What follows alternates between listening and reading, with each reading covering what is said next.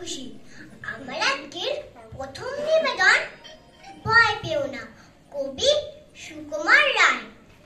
ভয় পেও না, ভয় পেও না, তোমায় আমি মারবো না।